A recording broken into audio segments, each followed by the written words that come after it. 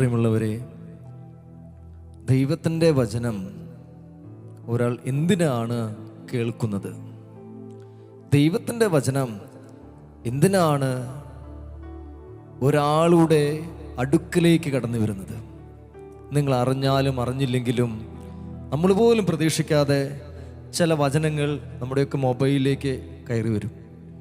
നമ്മൾ പോലും പ്രതീക്ഷിക്കാത്ത സമയത്ത് യാത്ര ചെയ്യുമ്പോൾ, ഒരു സങ്കടപ്പെട്ടിരിക്കുമ്പോൾ ചില മതിലിൻ്റെ മുകളിൽ ചില വചനങ്ങൾ കാണാം.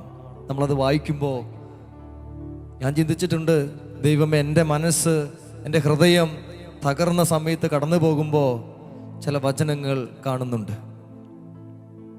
ഒരിക്കലിങ്ങനെ എഴുതി വെച്ച വചനം ഇങ്ങനെ ഓർമ്മയിൽ വന്നു. വലിയൊരു വേദനയിലൂടെ പോവുകയായിരുന്നു. ഒരു ബസ്സിൽ ഒരു പള്ളിയുടെ മതിലിന്മേ പല വചനങ്ങൾ എഴുതിയിട്ടുണ്ട്. അതിലൊരു വചനം, രക്ഷിക്കാൻ കഴിയാത്ത വിധം കർത്താവിൻ്റെ കരം കുറുകിപ്പോയിട്ടില്ല.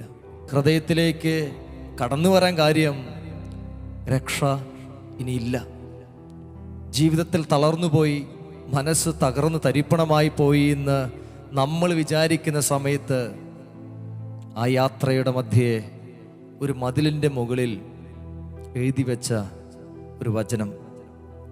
അപ്പം എൻ്റെ മനസ്സിലേക്ക് ഇങ്ങനെ ഒരു ആശയം വന്നത് ഇങ്ങനെയാണ്: ഓരോ വചനവും ഒരു മനുഷ്യനെ സ്പർശിക്കുന്നത്, ഹൃദയത്തിലേക്ക് വരുന്നത് അവനെ രക്ഷയിലേക്ക് കൊണ്ടുവരാനാണ്. Hallelujah, hallelujah. ഒരു മനുഷ്യന്റെ രക്ഷയിലേക്ക് ദൈവവചനം കൈ പിടിച്ചു കൊണ്ടുപോകുന്നതിന് വേണ്ടിയാണ് ദൈവവചനം നമ്മെ തേടി വരുന്നത്.